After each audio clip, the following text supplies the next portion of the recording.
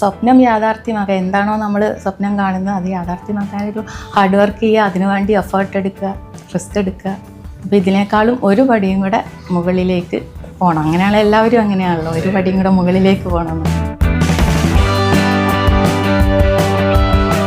എനിക്കൊന്ന് പ്രിപ്പറേഷൻ വേണം, എനിക്ക് പ്രിപ്പയർ ചെയ്തിട്ടേ ഞാൻ ചെയ്യുന്നുള്ളൂ എന്നുള്ളത്.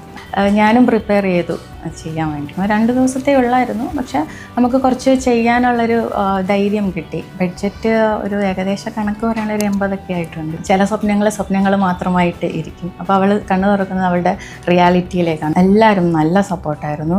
ഒരു സീനിൽ എന്തെങ്കിലും അടുത്തത് ചെയ്യാനുണ്ടെങ്കിലോ എന്തെങ്കിലും ഒരു മിസ്റ്റേക്ക് ഉണ്ടെങ്കിലോ ഒക്കെ അവർ പറഞ്ഞു തരും. അത് തിരുത്താനും അത് അടുത്തതിൽ ഇമ്പ്രൂവ് ചെയ്യാനും ഒക്കെയുള്ള രീതിയിൽ എല്ലാവരും നല്ല സപ്പോർട്ടായിരുന്നു. സെറ്റിൽ ഇപ്പം ഈ പറഞ്ഞ പോലെ ഏറ്റവും കൂടുതൽ അങ്ങനെ റീടേക്ക് ഒക്കെ പോയിട്ടുള്ള ഷോട്ടുകളുണ്ടോ ഇതിനകത്ത്? രാഹുൽ PS എൻ്റെ മോസ്റ്റ് ഫേവറേറ്റ് പേഴ്സൺ. അപ്പം നമ്മുടെ സ്വപ്നം, സ്ത്രീ ആണെങ്കിലും ആരാണെങ്കിലും ഏത് മനുഷ്യനാണെങ്കിലും അവനവൻ്റെ സ്വപ്നം എന്താണോ അതിനു വേണ്ടി പ്രയത്നിക്കുന്നത് നമ്മളാണ്, മറ്റുള്ളവരല്ല. അപ്പോൾ അതാദ്യം തിരിച്ചറിയണം. എൻ്റെ സ്വപ്നം എന്താണ്, എനിക്ക് ജീവിക്കേണ്ടതാണ്, എനിക്ക് മറ്റൊരാളല്ല എൻ്റെ സ്വപ്നം പൂർത്തിയാക്കേണ്ടത്. എനിക്കെന്തെങ്കിലും സ്വപ്നമുണ്ടെങ്കിൽ അത് ഞാൻ തന്നെ ചെയ്യണം. അത് ആരാണെങ്കിലും, സ്ത്രീകളാണെങ്കിലും അതാദ്യം തിരിച്ചറിയുക എന്നുള്ളതാണ്.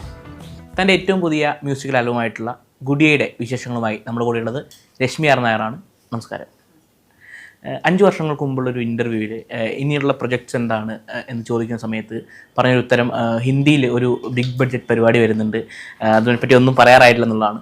2020 മറ്റാണെന്നാണ് നമ്മൾ കാണുന്നത്. 2025 എത്തുമ്പോൾ ഗുഡിയ പുറത്തു വരുന്നുണ്ട്. ഒരു വലിയ ബഡ്ജറ്റിലൊക്കെ പുറത്തിറങ്ങിയിട്ടുള്ള ഒരു ആൽബമാണ്. ശരിക്കും ഗുഡിയുടെ ആലോചനകൾ ഈ 5 വർഷമായിട്ട് തന്നെ ഉണ്ടായിരുന്നോ? ഉണ്ട്. ചെയ്യുമ്പോൾ ആദ്യമായിട്ടൊരു പ്രോജക്റ്റ് ചെയ്യുന്ന സമയത്ത് ഒരു നല്ല പ്ലാറ്റ്ഫോമിൽ അത്യാവശ്യം ബജറ്റിൽ ഒരു നല്ലൊരു ക്വാളിറ്റി പ്രോഡക്റ്റ് വരണം എന്നുള്ളൊരു എയിമിലാണ് മുന്നോട്ട് പോയത്. അതിനൊരു ഇത്രയും സമയമെടുത്തു.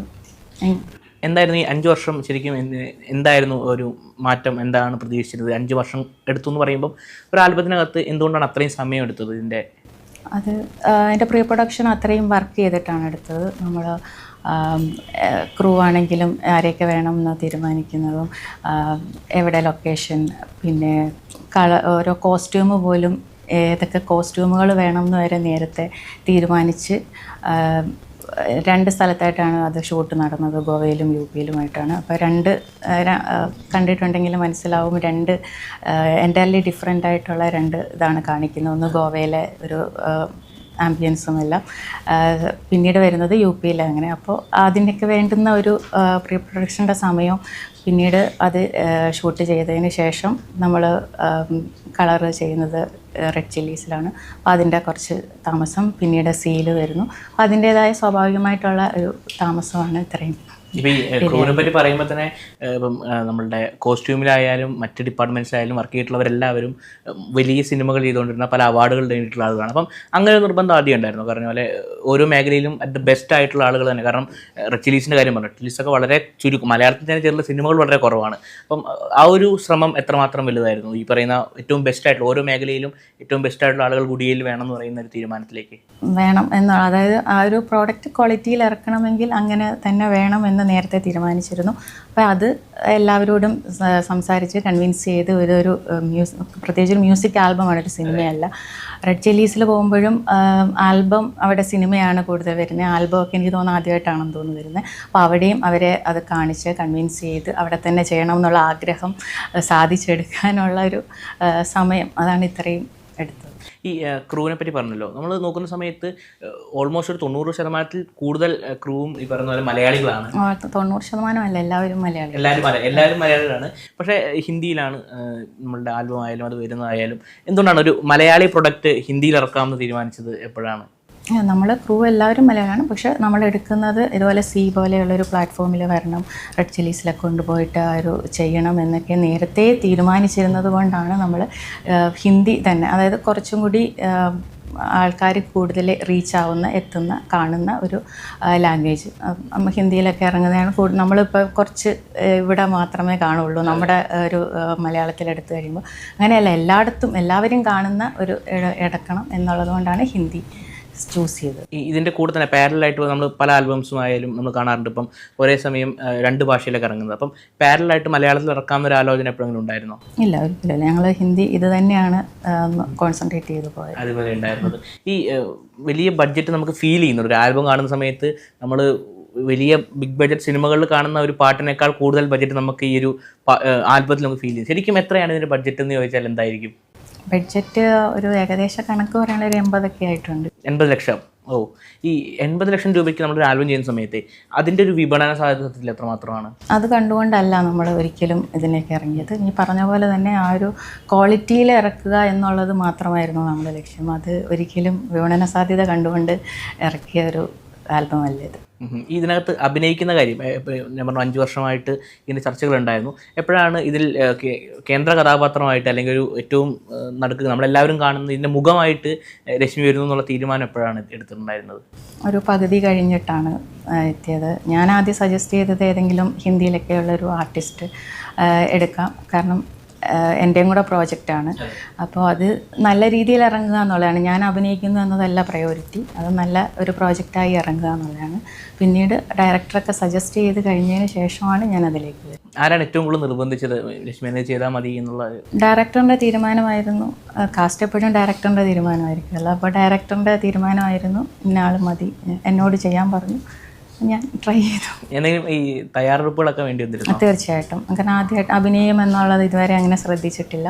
അപ്പം ഇത്രയും വലിയൊരു ബജറ്റിൽ ഇത്രയും വലിയൊരു പ്രോജക്റ്റ് അവരെല്ലാവരുടെയും സ്വപ്നമാണ്. എല്ലാവരും അത്രയും രീതിയിൽ വരുമ്പോൾ ഞാൻ മാത്രം അത് എക്സ്പീരിയൻസ് ഇല്ലാതെ വന്ന് ചെയ്യുന്ന എനിക്കൊരു പേടിയുണ്ടായിരുന്നു. അപ്പം ഞാൻ തന്നെയാണ് സജസ്റ്റ് ചെയ്തത് വർക്ക്ഷോപ്പും എന്തെങ്കിലുമൊക്കെ ആയി എനിക്കൊന്ന് പ്രിപ്പറേഷൻ വേണം, എനിക്ക് പ്രിപ്പയർ ചെയ്തിട്ട് ഞാൻ ചെയ്യുന്നുള്ളൂ എന്നുള്ളത്. അപ്പോൾ അത് വർക്ക്ഷോപ്പും കാര്യങ്ങളും നമ്മൾ നല്ല ഞാനും പ്രിപ്പയർ ചെയ്തു ചെയ്യാൻ വേണ്ടിയിട്ട്. ഈ ആക്ടിംഗ് വർക്ക്ഷോപ്പ് എങ്ങനെയുണ്ടായിരുന്നു ശരിക്കും? അവിടുത്തെ ഒരു അനുഭവം നന്നായിരുന്നു. 2 ദിവസത്തെ ഉള്ളായിരുന്നു. പക്ഷെ നമുക്ക് കുറച്ച് ചെയ്യാനുള്ളൊരു ധൈര്യം കിട്ടി. ചെയ്യാം, ഓക്കെ, നമ്മൾ തന്നെ സ്വയം ഓക്കെ ചെയ്യാം എന്നത് അതിനു വേണ്ടിയുള്ളത്. ഈ പലർക്കും ഉള്ളൊരു സംശയമാണ് ശരിക്കും ഈ അഭിനയം പോലെയുള്ള കാര്യങ്ങളൊക്കെ നമുക്ക് പഠിപ്പിക്കുന്നത് അല്ലെങ്കിൽ ഈ ആക്ടിംഗ് വർക്ക്ഷോപ്പുകളിൽ ശരിക്കും എന്താണ് സംഭവിക്കുന്നത് എന്നൊരു വലിയ ക്യൂരിയോസിറ്റി എല്ലാവർക്കും ഉണ്ടാവാറുണ്ട്. ഈ ഗുഡിയയുടെ ഒരു ആക്ടിംഗ് വർക്ക്ഷോപ്പ് എങ്ങനെയായിരുന്നു? അത് ഗുഡിയയ്ക്ക് വേണ്ടിയിട്ടുള്ള ഇതല്ല, നമ്മൾ ഗ്രൂം ചെയ്തെടുക്കുക. പേഴ്സണലി ഒരു നമുക്കുള്ള ആക്ടിങ് സ്കിൽസ് ഉണ്ടാവും, അതിനെ ഗ്രൂം ചെയ്തെടുക്കുക എന്നുള്ളത് മാത്രമാണ്. അവരൊന്ന് സപ്പോർട്ട് ചെയ്ത് തരുന്നു, എങ്ങനെയൊക്കെ എവിടെയൊക്കെ ഇംപ്രവൈസ് ചെയ്യാമെന്ന് പറഞ്ഞു തരുന്നു ഇന്ന സിറ്റുവേഷൻസിൽ. അതൊരു ഹെൽപ്ഫുള്ളാണ് നമുക്ക്. ആ ഒരു അഭിനയിക്കുന്ന സമയത്ത് നമുക്ക് ആ പറഞ്ഞു തന്ന പാഠങ്ങൾ കുറച്ച് ഹെൽപ്ഫുള്ളാണ് ചെയ്യുമ്പോൾ. അഭിനയിക്കുന്ന കാര്യം പറഞ്ഞപ്പോഴേ ഇതിൻ്റെ ഇടയിലൊരു ഷോർട്ട് ഫിലിം ഒരു വർഷം മുമ്പ് ഇറങ്ങിയിട്ടുണ്ട്, റെഡ് എന്ന് പറയുന്നത്. അപ്പം അത് ഈ വർക്ക്ഷോപ്പിന് ശേഷമായിരുന്നോ അതോ അതിന് ശേഷമാണോ ഈ ഗുഡിയുടെ ഷൂട്ട്? അല്ല, അതിന് മുമ്പാണ് അത് ഇറങ്ങിയത്. അതിന് ശേഷമാണ് ഗുഡിയുടെ ഷൂട്ട് തുടങ്ങുന്നത്. അത് ആ ഷോർട്ട് ഫിലിം ഒരു കോൺഫിഡൻസ് തന്നിട്ടുണ്ടായിരുന്നു? അതുകൊണ്ട് അത് കഴിഞ്ഞിട്ടാണ് ശരി ഞാൻ ഗുഡിയയിൽ പറയുന്ന സമയത്ത് ശരി ചെയ്ത് നോക്കാം എന്നുള്ളത് എനിക്ക് മനസ്സിൽ തോന്നുന്നു. ഗുഡിയുടെ പറഞ്ഞിരുന്നു ഉത്തർപ്രദേശിലും ഗോവയിലുമാണ് ഷൂട്ട് ചെയ്തതെന്ന് പറഞ്ഞു. നമ്മൾ നോർത്തിലേക്ക് പോകുന്ന സമയത്ത് എങ്ങനെയുണ്ടായിരുന്നു ഈ ഷൂട്ട് ചെയ്ത ലൊക്കേഷനുകളിലെ ഒരു അനുഭവം പറയുന്ന സമയത്ത്? നല്ല അനുഭവമായിരുന്നു. അതൊരു ശരിക്കും ഗ്രാമമായിരുന്നു. നമ്മുടെ ഒരു സുഹൃത്ത് പരിചയമുള്ള ആളിൻ്റെ തന്നെ അവിടെ ഉണ്ടായിരുന്ന ഒരു വീടാണ്. വീട് മാത്രമല്ല, അതൊരു സ്ട്രീറ്റ് ആയിരുന്നു. എല്ലാവരും നല്ല സഹകരണമായിരുന്നു. അതിൻ്റെ ഫുള്ള് ഞങ്ങളൊരു സ്ട്രീറ്റും ഒരു വീടും. അവരെല്ലാവരും നല്ല കോപ്പറേറ്റീവ് ആയിരുന്നു. ഔട്ട്ഡോർ ആയിരുന്നു ഫുള്ള് ഷൂട്ട്. അപ്പോൾ ആ സമയത്ത് നല്ല വെയിലും ഒക്കെ നല്ല ഉള്ള സമയമാണ്, ഫുൾ ഔട്ട്ഡോറാണ്. അപ്പോൾ ആ ഒരു രീതിയിൽ അവിടുന്ന് നല്ല സപ്പോർട്ടായിരുന്നു, നല്ല എക്സ്പീരിയൻസ് ആയിരുന്നു. കാരണം ആദ്യമായിട്ടാണ് നമ്മൾ അങ്ങനെ ഒരു സ്ഥലത്ത് ഷൂട്ട് ചെയ്യുന്നത്. അപ്പോൾ ഗോവയിലേക്കാളും ഡിഫറെൻ്റായിട്ട് ഏറ്റവും നല്ല എക്സ്പീരിയൻസ് എനിക്ക് അവിടെ ആ രണ്ട് ദിവസം അവിടെ ഷൂട്ട് ചെയ്യുന്നത്. ഈ മലയാളികളോട് മൊത്തത്തിലുള്ള ഈ നോർത്ത് ഇന്ത്യൻസിൻ്റെ ഒരു പെരുമാറ്റം എന്ന് പറയുന്നത് പലരും പല അനുഭവങ്ങൾ പറയാറുണ്ട്. നമ്മൾ ഷൂട്ടിങ്ങിനായിട്ടൊക്കെ ചെല്ലുന്ന സമയത്ത് പ്രത്യേകിച്ച് ഗുഡിയെ പോലൊരു അവരുടെ ഭാഷയിലൊരു പ്രൊഡക്റ്റുമായിട്ടാണ് നമ്മൾ ചെല്ലുന്നത്. ആ സമയത്ത് ഈ ഗ്രാമീണരായാലും ഇപ്പോൾ ഗോവയിലുള്ള ആൾക്കാരായാലും ആ ഒരു വെൽക്കമിങ് എത്രമാത്രം, അങ്ങനെ ഒരു ഇൻസിഡൻറ്റ് പറയാനായിട്ട് എന്തെങ്കിലും ഉണ്ടാവുമോ? നല്ല വെൽക്കം ആയിരുന്നു. കാരണം ഞാൻ പറഞ്ഞ പോലെ ഔട്ട്ഡോർ ആയിരുന്നു ഷൂട്ട്.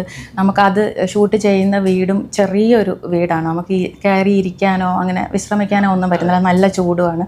അപ്പോൾ ഓരോ വീട്ടുകാരും നമ്മൾ ഓരോ റോഡിൽ ഷൂട്ട് ചെയ്യുമ്പോഴായിരിക്കും അതിൻ്റെ അടുത്തുള്ള വീട്ടുകാർ അവരകത്ത് നമുക്കിരിക്കാനും വെള്ളമാണേലും ഫുഡ് എന്തെങ്കിലുമൊക്കെ ആവശ്യങ്ങളെല്ലാം അവർ ആ ഒരു സ്ട്രീറ്റിലുള്ള അത്രയും വീടുകളാണ് ഹെൽപ്പ് ചെയ്തത്.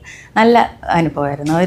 നമുക്ക് വിഷമം ഉണ്ടാക്കുന്നയോ അങ്ങനെ ഒരു രീതിയിലും ഇല്ലായിരുന്നു. എല്ലാവരും നല്ല സഹകരണം. ഈ ഗുഡിയുടെ കാര്യം പറഞ്ഞ സമയത്ത് നമ്മൾ അതിൻ്റെ ആൽബം കാണുമ്പോൾ വളരെ ചെറിയൊരു ആൽബമാണ്, അറ്റ് ദ സെയിം ടൈം അത് ഒരു റൊമാൻറ്റിക് ആൽബമാണ് എന്നൊക്കെ പറയുമ്പോൾ തന്നെ അതിനകത്ത് നമ്മൾ അവസാനത്തെ അതിൻ്റെ ഏറ്റവും മർമ്മപ്രധാനമായിട്ട് നമ്മൾ കാണുന്ന ഒരു അവസാന കുറച്ച് മിനിറ്റുകളുണ്ട്. അത് ഒരു പക്ഷേ എന്താണ് ഈ ഗുഡിയ എന്നുള്ള വാക്കുകൊണ്ടോ അല്ലെങ്കിൽ ആ ഒരു കഥാപാത്രം എന്താണെന്നൊക്കെ എക്സ്പ്ലോർ ചെയ്യുന്നൊരു സമയമാണ്. അതിനെ പറ്റിയിട്ടുള്ള ചർച്ചകൾ ഉണ്ടാവുമല്ലോ. അപ്പം ഇപ്പോൾ ഉദാഹരണത്തിന് ഒരു സ്വയം ജോലിക്ക് പോകണമെന്ന് ആഗ്രഹിക്കുന്ന, അതിന് വളരെ പരിമിതമായി പറ്റുന്ന ഒരു സ്ത്രീ എന്ന് പറയുന്ന ഒരു കഥാപാത്രം, ആ കഥാപാത്രത്തെ പറ്റിയിട്ടുള്ള ചില ചർച്ചകളിൽ ആരാണ് ഇത്തരം വിഷയങ്ങൾ, ഈ ഒരു സ്ത്രീയുടെ ഇങ്ങനെയുള്ള എലമെൻറ്റ്സ് വർക്കൗട്ട് ചെയ്യാം, ഈ സ്ത്രീയുടെ ബാക്ക്ഗ്രൗണ്ട് ഇങ്ങനെ ഒരു സ്റ്റോറി ഉണ്ടാവാം എന്നൊക്കെയുള്ള കാര്യങ്ങൾ ഈ ചർച്ചകളിൽ വർക്കൗട്ട് ചെയ്യുന്ന ആരായിരുന്നു പ്രധാനമായിട്ടും? ഡയറക്ടറും അവരെല്ലാവരും തന്നെ, സ്ക്രിപ്റ്റ് അവരൊക്കെ തന്നെയാണ്. പക്ഷെ അതിൻ്റെ സ്റ്റോറി ഒരു റൊമാൻറ്റിക് ആൽബമാണ് ശരിക്കും.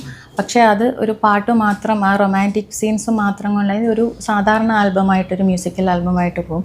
പക്ഷെ അങ്ങനെയല്ല, ഇതിലൊരു സ്റ്റോറി ഉണ്ട്. അതായത് ഒരു ഗ്രാമത്തിൽ ഒരു സർവൻ്റായിട്ടൊക്കെ ജോലിക്ക് പോകുന്ന, ഒരുപാട് ഫിനാൻഷ്യൽ സ്ട്രഗിളും വീട്ടിലൊക്കെയുള്ള ഒരു പെൺകുട്ടി. ആ പെൺകുട്ടിയുടെ മനസ്സിൽ എപ്പോഴോ ഉള്ള ഒരു, എനിക്ക് ഇങ്ങനൊരു ലൈഫിലൊക്കെ ഒരു ജീവിക്കണം, പോകണം എന്നുള്ള ആഗ്രഹമുള്ള ഒരു മനസ്സിൽ കിടന്ന ആഗ്രഹമായിരിക്കാം. അത് അവളൊരു രാത്രി അത് സ്വപ്നം കാണുകയാണ്, ഞാൻ ഗോവയിൽ പോകുന്നു, ഞാൻ ആഗ്രഹിച്ച പോലത്തെ ലൈഫ് ജീവിക്കുന്നു. പക്ഷെ അവൾ ഉണർന്ന് രാവിലെ എഴുന്നേൽക്കുന്ന സമയത്ത് അത് സ്വപ്നം മാത്രമായിരുന്നു. ചില സ്വപ്നങ്ങൾ മാത്രമായിട്ട് ഇരിക്കും. അപ്പോൾ അവൾ കണ്ണു തുറക്കുന്നത് അവളുടെ റിയാലിറ്റിയിലേക്കാണ്. അവൾ രാവിലെ ഒരുങ്ങി വീട്ടിലെ ജോലികളൊക്കെ ചെയ്ത് ജോലിക്ക് പോകുന്നു. തലേന്ന് കണ്ട സ്വപ്നമായിരുന്നു എന്ന് അത് ആലോചിക്കാൻ മാത്രമേ ഉള്ളൂ, മെമ്മറീസ് മാത്രമേ ഉള്ളൂ. അതാണ് അതിൻ്റെ സ്റ്റോറി ലൈൻ. അപ്പോൾ ആ ഒരു മ്യൂസിക്കൽ ആൽബം മാത്രമല്ല, ആ ഒരു സ്റ്റോറിയും കൂടെ കൺവേ ചെയ്യണം എന്നുള്ളത് കൊണ്ടാണ് ആ ലാസ്റ്റ് പാട്ടും കൂടി എടുത്തത്. ഈ പറഞ്ഞു അതിനകത്തുള്ള പെൺകുട്ടി ഒരു നാടൻ പെൺകുട്ടിയാണെന്ന് പറഞ്ഞു.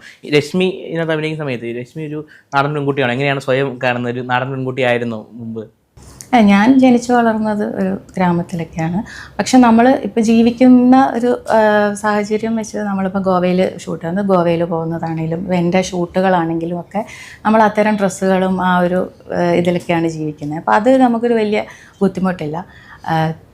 യു പിയിലേക്ക് വരുന്ന സമയത്ത് നമുക്ക് കുറച്ച് ഡിഫിക്കൽട്ടാണ്. സാരിയൊക്കെ ഉടുത്ത് അവിടെ മാത്രം ജോലി ചെയ്യുന്ന ഒരു കുറച്ച് ചലഞ്ചിങ് ആയിരുന്നു. എങ്കിലും കുഴപ്പമില്ല. പക്ഷെ ഏറ്റവും എൻജോയ് ചെയ്തതും ആ ഗ്രാമത്തിലെ ഷൂട്ടാണ്. ആ ഗ്രാമത്തിലെ ഒരു പെൺകുട്ടിയായിട്ട് അഭിനയിക്കാൻ എനിക്ക് ഭയങ്കര എക്സ്പീരിയൻസ് ആയിരുന്നു, അങ്ങനെ അഭിനയിക്കാൻ പറ്റി. ഈ നമ്മൾ അവിടെ ലോക്കൽസിൻ്റെ ഒക്കെ ഉള്ള ഒരു സ്ഥലത്താണ് എന്ന് പറഞ്ഞു, ഒരു ഗ്രാമപ്രദേശത്താണെന്ന് പറഞ്ഞല്ലോ. അത്തരത്തിലൊരു കഥാപാത്രം കൂടിയാണ് അഭിനയിക്കുന്നത്. നമ്മൾ പലരും പറയാറുണ്ട്, അങ്ങനെയുള്ള അഭിനയിക്കുന്ന സമയത്ത് അവിടെയുള്ള ആളുകളെ ഒക്കെ നമ്മൾ നിരീക്ഷിച്ചിട്ട് അത് നമ്മളിലേക്ക് കൊണ്ടുവരാൻ ശ്രമിക്കുന്ന ഒരു സാധനം. ഈ ഗുഡിയിൽ അഭിനയിക്കുന്ന സമയത്ത് ഒരു നാടൻ പെൺകുട്ടിയായിട്ട് ഒരു ഗ്രാമത്തിലുള്ള ആളുടെ അഭിനയിക്കുമ്പോഴേ ചുറ്റും കണ്ട ആളുകളിൽ നിന്ന് എന്തെങ്കിലുമൊക്കെ ട്രേറ്റ്സ് എടുക്കാനോ അല്ലെങ്കിൽ ഇത് കൊള്ളാം, ഇത് ക്യാരക്ടറിലേക്ക് കൊണ്ടുവരാമെന്നൊക്കെ തോന്നിയിട്ടുണ്ടായിരുന്നോ? നമ്മൾ ചെയ്തത് ഹിന്ദി ആൽബമാണ്. അപ്പോൾ ഹിന്ദി ക്യാരക്ടറാണ്. അവിടെ നോർത്തിലുള്ള ഒരു വീട്ടിലെ സാധാരണ ഒരു പെൺകുട്ടിയാണ്. തീർച്ചയായിട്ടും നമ്മളവിടെ ചെല്ലുമ്പോൾ അവിടുത്തെ ആൾക്കാരെങ്ങനെയൊക്കെയാണ് പെരുമാറുന്നത്, എങ്ങനെയാണ് സംസാരിക്കുന്നത്, ഇടപഴകുന്നത്, അവരുടെ ഒരു ദിവസത്തെ വീട്ടിലെ ചൊല്ലും. അപ്പോൾ അവിടെ ആ വീട്ടിൽ തന്നെ ആ വീട്ടിലുണ്ടായിരുന്നതാണ് ബഫല്ലോ ഒക്കെ ഉണ്ടായിരുന്നു. അപ്പോൾ അതെല്ലാം ചെയ്തിട്ടാണ് അവിടുത്തെ ഉള്ള ആൾക്കാർ, പുറത്ത് ജോലിക്ക് പോകുന്നവരും അങ്ങനെയാണ് ചെയ്യുന്നത്. ചുറ്റും പാടമാണ്. അപ്പോൾ വീട്ടിലെ ജോലികളും അവർ വെള്ളം എടുക്കുന്നത് തന്നെ പൈപ്പൊന്നുമില്ല, അവിടെ അങ്ങനെ എടുത്തിട്ടാണ് എടുക്കുന്നത്. അപ്പോൾ അതൊക്കെ നമ്മൾ അവിടെ ചെന്ന് കഴിഞ്ഞപ്പം ഇവിടുത്തെ ആ ഒരു സാഹചര്യമായിട്ട് ചെയ്യാൻ പറ്റുന്നുണ്ടോ എന്ന് ശ്രമിച്ചു, കുറച്ചൊക്കെ നോക്കിയെടുത്തു. ഇത് നമ്മൾ ഷൂട്ടിങ്ങിനൊക്കെ പറയുന്ന പോലെ ഗ്രാമങ്ങളിലൊക്കെ പോകുമ്പോൾ പലരും പറയാറുണ്ട്, ഷൂട്ടിംഗ് കണ്ടതിന് ശേഷം ഈ ഇത് കാണാനായിട്ട് വന്നിട്ടുള്ള ആളുകളുണ്ടാവുമല്ലോ, അവർ പറയുന്ന കോംപ്ലിമെൻറ്റ്സും അവർ പറയുന്ന ഈ പറയുന്ന നമ്മളെ പറ്റിയിട്ട് പറയുന്ന അഭിനന്ദനങ്ങളൊക്കെ പറ്റി പറയാറുണ്ട്. അവിടെയുള്ള നാട്ടുകാരെങ്കിലും ഈ പറഞ്ഞ അഭിനയത്തിന് ശേഷം നന്നായിരുന്നു എന്നോ അല്ലെങ്കിൽ അങ്ങനെ ഒരു അപ്രിസിയേഷനൊക്കെ തന്നിട്ടുണ്ടായിരുന്നോ? അവരെല്ലാവരും ഉണ്ടായിരുന്നു. ഗ്രാമത്തിലെ ആ ഒരു സ്ട്രീറ്റും അവിടുത്തെ എല്ലാവരും ഉണ്ടായിരുന്നു. അവിടെ എല്ലാവരും സത്യം പറഞ്ഞാൽ ഫുഡൊക്കെ കൊണ്ടുവരിക, കുക്ക് അവിടെ തന്നെയായിരുന്നു നമ്മളെ ഫുഡും. അവരൊക്കെ ആ വീട്ടുകാരൊക്കെ തന്നെയായിരുന്നു. അവർക്കൊരിത്തിരി എക്സൈറ്റ്മെൻ്റ് ആയിരുന്നു. എനിക്കന്ന് ആ ഒരു പ്രദേശത്ത് അങ്ങനെ അധികം മൂവി ഷൂട്ടിംഗ് ഒന്നും നടന്നിട്ടില്ല. അപ്പോൾ അവരൊക്കെ അങ്ങനത്തെ ഒരു എക്സൈറ്റ്മെൻറ്റാണ്. എല്ലാവരും എന്താ പറയുക, ഒരു വീട്ടുകാരെ പോലെ എല്ലാവരും നല്ല സഹകരണമായിരുന്നു നമ്മൾ പോകുന്നിടം വരെ. ഈ ഷൂട്ട് ചെയ്ത അറ്റ്മോസ്ഫിയർ ഈ പറഞ്ഞ പോലെ ഒരു പുതുതാണ്, ഒരു ഗ്രാമമാണെന്ന് പറയുമ്പോൾ തന്നെ നമ്മൾ ആദ്യം പറഞ്ഞതുപോലെ ഇതിൻ്റെ ക്രൂ എന്ന് പറയുന്നത് വളരെ ഒരുപാട് പരിചയമുള്ള ആളുകൾ ഉള്ളൊരു ക്രൂ ആണ്. അപ്പോൾ ആ ക്രൂവിൻ്റെ ഭാഗത്തു നിന്ന് ഓരോ ഷൂട്ടിന് ശേഷവും ഓരോ രംഗങ്ങൾക്ക് ശേഷവും നൽകിയിട്ടുള്ള ഒരു റെസ്പോൺസ് എങ്ങനെയാണ്? ഫീഡ്ബാക്ക് വൈസ് ആയാലും അല്ലെങ്കിൽ ഇത് നന്നായിരുന്നു എന്നൊക്കെയുള്ള ഒരു ഫീഡ്ബാക്ക് ആയാലും അത് എത്രമാത്രം ഇമ്പോർട്ടൻ്റ് ആയിരുന്നു? എല്ലാവരും നല്ല സപ്പോർട്ടായിരുന്നു. എല്ലാവരും ഒരു സീനിൽ എന്തെങ്കിലും അടുത്തത് ചെയ്യാനുണ്ടെങ്കിലോ എന്തെങ്കിലും ഒരു മിസ്റ്റേക്ക് ഉണ്ടെങ്കിലോ ഒക്കെ അവർ പറഞ്ഞു തരും. അപ്പോൾ എനിക്ക് അത് തിരുത്താനും അത് അടുത്തതിൽ ഇമ്പ്രൂവ് ചെയ്യാനും ഒക്കെയുള്ള രീതിയിൽ എല്ലാവരും നല്ല സപ്പോർട്ടായിരുന്നു. നമ്മൾ ഇതിനകത്ത് ഉറക്കമുണ്ടിരുന്നൊരു സീനുണ്ട്, ഗ്രാമത്തിൽ ഉറക്കമുണ്ടിരുന്നൊരു സീൻ. നമ്മളത് കാണുന്ന സമയത്ത് നമുക്ക് പ്രത്യേകിച്ച് ആ കോസ്റ്റ്യൂം ആയാലും അത് സെറ്റ് ചെയ്തിരിക്കുന്ന ലൊക്കേഷൻ ആയാലും നമുക്ക് പെട്ടെന്ന് ഓടി വന്നിട്ടുള്ളത് നമുക്ക് ഗംഗൂബായി കത്തിയവാടിക്കകത്ത് ആര്യഭട്ട് ചെയ്തൊരു ക്യാരക്ടറിൻ്റെ ഒരു റിസംബ്ലൻസ് എന്നൊക്കെ നമുക്ക് തോന്നുന്ന തരത്തിലൊരു ഒരിക്കലും അതൊരു ഇമിറ്റേഷൻ അല്ല, പക്ഷെ നമുക്ക് അങ്ങനെ ഒരു ഫീലിംഗ്, അത് ഏകദേശം ഒരു റിസംബിൾ ആയിട്ടുണ്ട് എന്നുള്ളൊരു തോന്നൽ നമ്മൾ കാണുന്ന സമയത്തുണ്ടായിരുന്നു. അങ്ങനെ ഒരു മെൻഷൻസ് ആരെങ്കിലൊക്കെ പറഞ്ഞിട്ടുണ്ടായിരുന്നു? ഇല്ല, എന്നോടത്ത് ആ ഡയറക്ടർ വിശദീകരിച്ച് തന്നിരുന്നു എന്തൊക്കെയാണ് ചെയ്യേണ്ടതെന്ന്. ഡയറക്ടർ എന്തോ പറഞ്ഞു, DOP ഒക്കെ എന്തോ പറഞ്ഞു, അത് മാത്രമാണ് ഞാൻ ചെയ്തത്. എനിക്ക് പറ്റുന്ന പോലെ ഞാനത് ചെയ്തു. ഈ ഡയറക്ടർ കർക്കശക്കാരനായിട്ടുള്ള ഡയറക്ടറാണ്, അതായത് പുള്ളി ഉദ്ദേശിക്കുന്ന ഒരു സാധനം തന്നെ ഔട്ട് തന്നെ അത് വേണം എന്നുള്ള ആളാണ്. ഈ സെറ്റിൽ ഇപ്പം ഈ പറഞ്ഞ ഏറ്റവും കൂടുതൽ അങ്ങനെ റീടേക്ക് ഒക്കെ പോയിട്ടുള്ള ഷോട്ടുകളുണ്ടോ ഇതിനകത്ത്? ഈ UP ഉള്ള ഷോട്ടുകൾക്ക് റീടേക്ക് ഒക്കെ കുറേ പോയിട്ടുണ്ട്. ഓരോ പ്രാവശ്യം മാറുന്നതോറും ഞാൻ ഇമ്പ്രൂവ് ആയിട്ട് ചെയ്തിട്ടുണ്ട്. ഈ ഏറ്റവും എൻജോയ് ചെയ്തതിൽ ഈ നമ്മുടെ ഗ്രാമപ്രദേശമുള്ള ഷൂട്ടാണെന്ന് പറഞ്ഞിട്ടുണ്ടായിരുന്നല്ലോ. ഈ നേരെ മറിച്ച് നമ്മൾ ഗോവയിലേക്ക് വരുന്ന സമയത്ത് അവിടെ വളരെ തിരക്കുള്ളൊരു സ്ഥലമാണ്, അവിടെ ആർക്കും മറ്റൊരാൾക്ക് വേണ്ടി കാത്തു നിൽക്കാനോ ഒന്നുമില്ല, പക്ഷേ വളരെ ക്രൗഡഡ് ആയിട്ടുള്ള സ്ഥലമാണ്. അവിടെ ഷൂട്ട് ചെയ്യുന്ന സമയത്ത് എങ്ങനെയായിരുന്നു ഒരു ഷൂട്ടിംഗ് അനുഭവത്തെ പറ്റി പറയാനാണെങ്കിൽ? അവിടെ പല ലൊക്കേഷനും നമ്മൾ ഷൂട്ടിങ് പെർമിഷൻ നമുക്കായിട്ട് മൊത്തമില്ല. അവിടെ വർക്ക് ചെയ്തുകൊണ്ടിരിക്കുന്നത്, ഇപ്പോൾ കഫേയോ ബാറൊക്കെ ആണെങ്കിലും അവർ അവിടെ വർക്കിംഗ് ഉള്ള സമയത്ത് തന്നെയാണ് നമ്മൾ ഷൂട്ട് ചെയ്തിരിക്കുന്നത്. അപ്പം മറ്റുള്ള ആൾക്കാരും അവിടെ വരുന്ന ആൾക്കാരും ഉള്ള സമയത്ത് തന്നെയാണ് നമ്മൾ ഷൂട്ട് ചെയ്തിരിക്കുന്നത്. പ്രത്യേകിച്ച് എനിക്ക് അങ്ങനെ വ്യത്യാസമൊന്നുമില്ല. എൻ്റെ ഫോട്ടോഷൂട്ടുകളൊക്കെ പോലെ തന്നെ ഞാൻ അത്തരം ഷൂട്ടുകളാണ് ചെയ്യുന്നത്. അപ്പോൾ അതിലെനിക്ക് വലിയ വ്യത്യാസം തോന്നിയില്ല, കുറച്ച് ഈസി ആയിരുന്നു അത് ചെയ്യാൻ ഗോവയിൽ. ഈ ഒരേ ക്യാരക്ടറിന് തന്നെ രണ്ട് സൈഡ് നമുക്കിനകത്ത് കാണാമല്ലോ, ഗുഡിയ ആൽബത്തിൽ കാണാൻ കഴിയും. ഇത് ഏത് സൈഡിനോടാണ് രശ്മി പേഴ്സണലി ഏറ്റവും കൂടുതൽ ഇത് ഞാനാണെന്നോ അല്ലെങ്കിൽ ഞാനുമായിട്ട് കുറച്ച് എന്താ പറയുക ഈ ഒരു സാമ്യം ഉണ്ടെന്നൊക്കെ തോന്നിയിട്ടുള്ളത്? ആദ്യത്തെ ഗോവയിലെ ഷൂട്ട് സ്ഥിരം നമ്മൾ പോകുന്ന നാടാണ്. ഗോവയെ ഇടയ്ക്കിടയ്ക്ക് പോകാറുണ്ട്. ബിക്കിനി ആണെങ്കിലും ഇതെല്ലാം ഞാൻ ഷൂട്ട് ചെയ്യുന്നതാണ്. ഔട്ട്ഫിറ്റ്സ് എല്ലാം ഡെയിലി നമ്മൾ യൂസ് ചെയ്യുന്നതാണ്. അപ്പം എനിക്കത് വലിയ വ്യത്യാസം തോന്നിയില്ല. ഞാൻ എൻ്റെ ഒരു ഷെഡ്യൂളുമായിട്ടൊക്കെ പോകുന്നതാണ്. ഈ നമ്മൾ നേരത്തെ പറഞ്ഞു ഒരുപാട് സ്വപ്നങ്ങളുള്ള സ്ത്രീ എന്ന് പറയുന്നത് ഈ ഗുഡിയയിലുണ്ട് എന്നുള്ളത്. ഈ സ്വന്തമായിട്ട് സ്വപ്നങ്ങളൊക്കെ സ്വന്തമായി തന്നെ നേടിയെടുത്ത ഒരാളാണ് രശ്മി. അപ്പം ഈ ഗുഡിയക്കകത്ത് നമ്മൾ രണ്ടാമത് കാണുന്ന ആ പെൺകുട്ടിയോട് പേഴ്സണലി എന്തെങ്കിലും ഒരു ഉപദേശം കൊടുക്കാനോ അല്ലെങ്കിൽ ഒരു ടിപ്സ് കൊടുക്കാനൊക്കെ ഉണ്ടെങ്കിൽ എന്തായിരിക്കും അത്? നമുക്കെല്ലാവർക്കും ഒരു സ്വപ്നം ഉണ്ടാവും, നമുക്ക് ഇങ്ങനെ ജീവിക്കണമെന്ന്. ഇപ്പോൾ എല്ലാ സ്വപ്നങ്ങളും നമുക്ക് അച്ചീവ് ചെയ്യാൻ പറ്റില്ല, പക്ഷേ നമ്മുടെ സ്വപ്നങ്ങൾ അച്ചീവ് ചെയ്യാൻ, നമുക്ക് നേടിയെടുക്കാനായിട്ട് നമ്മൾ അതിനുവേണ്ടി പ്രയത്നിക്കാം, ഹാർഡ് വർക്ക് ചെയ്യാം. ചില സ്വപ്നങ്ങളായിട്ട് തന്നെ ഇരിക്കും, എല്ലാവർക്കും അത് യാഥാർത്ഥ്യമാണോന്നില്ല. എന്നെ സംബന്ധിച്ച് ഗുഡിയ എൻ്റെ ഒരു സ്വപ്നമായിരുന്നു. ആ സ്വപ്നത്തിന് വേണ്ടി ഞാൻ ഹാർഡ് വർക്ക് ചെയ്തു. അത് ഭാഗ്യം കൊണ്ടും എല്ലാം കൊണ്ടും യാഥാർത്ഥ്യമായി. അപ്പം സ്വപ്നം കാണുന്നവരുണ്ടെങ്കിൽ അത് നമുക്കൊരു ലൈഫേ ഉള്ളൂ. അപ്പോൾ ആ സ്വപ്നം യാഥാർത്ഥ്യമാക്കുക, എന്താണോ നമ്മൾ സ്വപ്നം കാണുന്നത് അത് യാഥാർത്ഥ്യമാക്കാനൊരു ഹാർഡ് വർക്ക് ചെയ്യുക, അതിനുവേണ്ടി എഫേർട്ട് എടുക്കുക, റിസ്ക് എടുക്കുക. സ്വപ്നം യാഥാർത്ഥ്യമായതും യാഥാർത്ഥ്യമാകാത്തതും ആയിട്ടുള്ള കാര്യങ്ങളെ പറ്റി പറഞ്ഞു. ഇപ്പം ഗുഡിയ അത്തരത്തിൽ സാധ്യമായൊരു സ്വപ്നമാണെന്ന് പറഞ്ഞു. സാധ്യമാകാത്ത ഇനിയുള്ള ഒരു സ്വപ്നം എന്തായിരിക്കും? ഗുഡിയ കഴിഞ്ഞാൽ ഇനി അടുത്ത ഇപ്പം ഗുഡിയ ഈ ഒരു ക്വാളിറ്റിയിൽ വന്നു. അപ്പോൾ ഇനി അതിനും ഒരു പടി മുകളിൽ ഒരു ക്വാളിറ്റിയിലുള്ള എന്തെങ്കിലും വരണം എന്നുള്ളതാണ് സ്വപ്നം. ഇനി എടുത്തു പറയാൻ എന്നുന്നില്ല, പ്രോജക്റ്റ് ഡിസ്കഷനിലാണ് നടക്കുന്നുണ്ട്. അപ്പോൾ അടുത്ത ലക്ഷ്യം അതാണ്. അപ്പോൾ ഇതിനേക്കാളും ഒരു പടിയും കൂടെ മുകളിലേക്ക് പോകണം. അങ്ങനെയാണ് എല്ലാവരും, അങ്ങനെയാണല്ലോ, ഒരു പടിയും കൂടെ മുകളിലേക്ക് പോകണമെന്നാണ്. ഇതിൽ സിനിമ ഒരു സ്വപ്നമാണോ ഇതിന് ശേഷം? സ്വപ്നം എന്ന് പറയാൻ ഇല്ല, ഞാൻ ഇതുവരെ അങ്ങനെ ശ്രദ്ധിച്ചിട്ടില്ല. അഭിനയിക്കണം, അങ്ങനെ എന്തെങ്കിലുമൊക്കെ ചെയ്ത് ഒരു ആക്ട്രസ് എന്നുള്ളൊരു പേര് വരിക, അങ്ങനെയൊന്നുമില്ല. നേരത്തെയും ഞാൻ മോഡലിംഗ് തുടങ്ങിയിട്ട് കുറച്ച് വർഷങ്ങളായി. നേരത്തെയും ഇങ്ങനെ ഓഫറൊക്കെ വന്നിട്ടുണ്ട്, അഭിനയിക്കുമോ എന്ന് ചോദിച്ചാൽ മോഡലിംഗ് നിൽക്കുമ്പോൾ സ്വാഭാവികമായിട്ടും നമുക്ക് ചോദ്യം വരും. അപ്പോൾ അത് ഞാൻ സീരിയസ് ആയിട്ട് എടുത്തിട്ടില്ല, അതിൽ ചെയ്യണമെന്നൊന്നും അങ്ങനെ തോന്നിയിട്ടില്ലാത്തതുകൊണ്ട് ഞാൻ ചെയ്തിട്ടില്ല ഇതുവരെ. ഇപ്പോൾ ഗുഡിയൊക്കെ വന്നതിന് ശേഷം ചോദിക്കുമ്പോൾ ഓക്കെ, നല്ല അവസരങ്ങളുണ്ടെങ്കിൽ നമുക്ക് ചെയ്യാം എന്നുള്ളതാണ്. അല്ലാതെ ഒരു സ്വപ്നമായിട്ട് അത് അങ്ങനെയില്ല. നല്ല പ്രോജക്റ്റ് എന്തെങ്കിലും വരികയാണെങ്കിൽ ചെയ്യാം എന്നുള്ളൊരു. ഈ ഗുഡിയെ കണ്ടതിന് ശേഷം നമ്മൾ ഇപ്പം അപ്ലോഡ് ചെയ്തതിന് ശേഷം ഒരുപാട് ആളുകൾ ഇത് കാണുന്നുണ്ട്. ഈ കണ്ട ആളുകളിൽ നിന്ന് ഏറ്റവും ടച്ചിങ് ആയിട്ടോ അല്ലെങ്കിൽ ഏറ്റവും ഞെട്ടിച്ച ഒരു റെസ്പോൺസ് ആരെങ്കിലും വിളിച്ചു പറയുകയോ മെൻഷൻ ചെയ്യുകയൊക്കെ ചെയ്തിട്ടുണ്ടായിരുന്നു? എടുത്തു പറയാൻ കുറേ പേര് വിളിച്ചിട്ടുണ്ട്, കുറേ റെസ്പോൺസ് വന്നു. ഒരുപാട് പേര് കണ്ട് വിളിച്ചവരുണ്ട്, മെസ്സേജ് അയച്ചവരുണ്ട്. എല്ലാവർക്കും നന്ദി. പോസിറ്റീവ് റെസ്പോൺസാണ് എല്ലായിടത്തു നിന്നും വന്നത്. ഈ എല്ലാവരും എൻ്റെ കമൻറ്റ് ബോക്സിലൊക്കെ ആയാലും പറയുന്നുണ്ടായിരുന്നു ഇനി നെക്സ്റ്റ് സ്റ്റെപ്പ് ഉറപ്പായിട്ടും സിനിമയിലേക്ക് വരും, അത് സിനിമയിലേക്ക് ഉറപ്പായിട്ടും കോൾ ചെയ്യുന്നൊക്കെയുള്ള കമൻറ്റ്സ് നമ്മൾ കാണുന്നുണ്ടായിരുന്നു. ഈ നമ്മൾ സ്വപ്നങ്ങളെ പറ്റിയിട്ടാണല്ലോ സംസാരിച്ചുകൊണ്ടിരുന്നത്. നാളെ ഒരു സിനിമയിൽ അഭിനയിക്കുന്ന സമയത്ത് ആരുടെയെങ്കിലും കൂടെ അഭിനയിക്കണം, ഐ മീൻ ഒരു ഇന്ന ആക്ടറുടെ കൂടെ അഭിനയിക്കണം എന്നൊരാഗ്രഹമൊക്കെ അല്ലെങ്കിൽ ഒരു സ്വപ്നമൊക്കെ ഉണ്ടോ?